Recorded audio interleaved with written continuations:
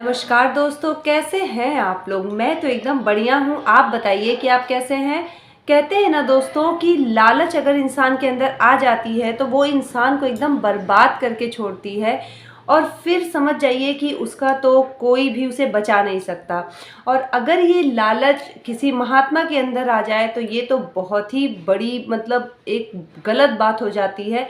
क्योंकि ये ऋषि मुनि जो होते हैं, महात्मा होते हैं, इनको हम समझते हैं कि ये इन सब चीज़ों से परे होते हैं। और अगर इनके अंदर ये चीज़ें आ जाएं तो ये इनके विनाश का कारण भी बन जाती हैं। और समय समय पे ही कोई भी बहुत अच्छा इंसान है, लेकिन कुछ ऐसे समय उसके सामने आते हैं जब पता चलता है कि ये अच्छा है कि लालची है कि कैसा इंसान है। एक बार की बात होती है कि एक महात्मा रहते हैं, तो वो अपना गांव-गांव जा कर के भिक्षा मांगते हैं और प्रवचन दे कर के अपना जीवन यापन करते हैं। और वो सोचते रहते हैं कि अगर हमें थोड़ी ज़मीन मिल जाती तो हम अपना आश्रम वहाँ पे बना लेते और उसी आश्रम में बैठ कर के हम अपना पूजा पाठ सारा करते रहते और वहीं से प्रवचन देते, तो हमें कहीं दर-बदर भटकना नहीं पड़ता, जैसे कि हमेशा हमें भटकना पड़ता है।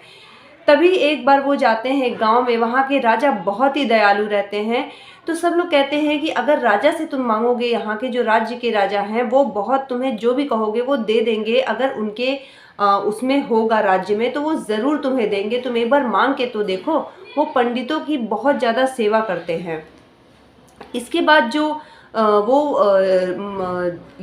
महर्षि रहते हैं, जो पंडित रहते हैं, वो सोचते हैं कि अच्छा चलो ठीक है, एक बार हम चलते हैं और राजा के पास अपनी याचना लेकर के चलते हैं।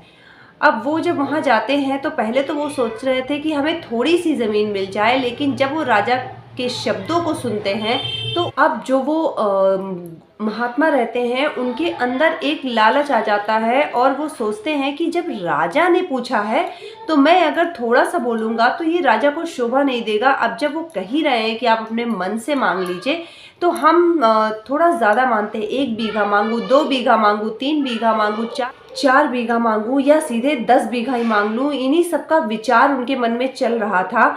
और तभी राजा उनसे फिर पूछते हैं कि बताइए महात्मा, आपको कितनी ज़मीन चाहिए। अब वो फिर सोच में पड़ जाते हैं। उसके बाद राजा कहते हैं ठीक है, आप अपने पैरों से जितनी ज़मीन नाप लेंगे और शाम तक वहाँ तक नाप करके और आप मेरे पास वापस आ जाएंगे, उतनी ज़मीन आपकी हो जाएगी। अब जब ये बात वो महात्मा सुनते हैं तो उनकी तो खुशी का ठिकाना ही नहीं रहता। वो कहते हैं अरे वाह, अब तो मैं बहुत ज़्यादा ज़मीन नापूंगा जिससे कि मेरा बहुत बड़ा आश्रम बन जाए। अब देखिए, समय के साथ उनके अंदर लालच आती जा रही है।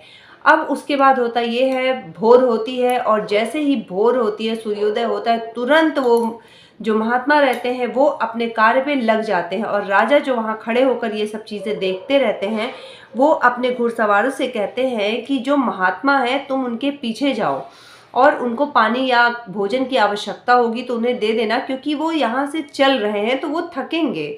अब पहले तो महात्मा जी चल रहे थे, फिर उनको लगा कि नहीं, चलने से थोड़ा कम ज़मीन मिलेगी, तो वो दौड़ करके ज़मीन को नापने लगे।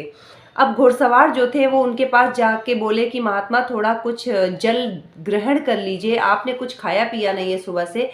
तो वो कहते हैं नहीं नहीं, अभी मुझे ज़मीन नापनी है और तुम लोग अभी कुछ मत बोलो, मुझे कुछ नहीं खाना पीना है। और वो चलते ही रहते हैं और भागते भागते भागते फिर उन्हें याद आता है कि सूर्यास्त से पहले उनको राजा के पास पहुंचना है। अब वो वहाँ पे एक झील देखते हैं, उसको भी सोचते हैं कि आश्रम में ये झील भी होनी चाहिए। वो उसके चक्कर लगाने लगते हैं, उसको भी नापते हैं कुछ दूरी उसकी। और उसके बाद वो वहाँ से वापस आते हैं और राजा के पास वो वापस आते आते आते जब पहुँचते हैं तो सूर्यास्त होने के कुछ समय पहले वो पहुँच जाते हैं। और राजा कहते हैं कि ये सारी ज़मीन जितना आपने नापी है, आप समय से गए समय से आए, आपकी है। और फिर कुछ देर में वो जो महात्मा रहते हैं वो राजा के आगे गिर जाते हैं, तो राजा को लगता है कि वो उनके पैरों पे गिर गए हैं और वो उनको उठाने के लिए झुकते हैं। तभी पता चलता है कि वो जो महात्मा रहते हैं उनकी वहीं पे मृत्यु हो गई रहती है। वो उठ ही नहीं पाते हैं क्योंकि वो गिर गए थे और उनके शरीर में बिल्कुल भी अन्न जल नहीं गया था और अपने शरीर के ज़्यादा उससे उन्होंने चल दिया था, इसीलिए अब वो महात्मा नहीं रहे। यही मनुष्य के साथ हो रहा है कि वो जो है उसके पास, उसके लिए नहीं, जो नहीं है भागा जा रहा है, भागा जा रहा है, भागा जा रहा है।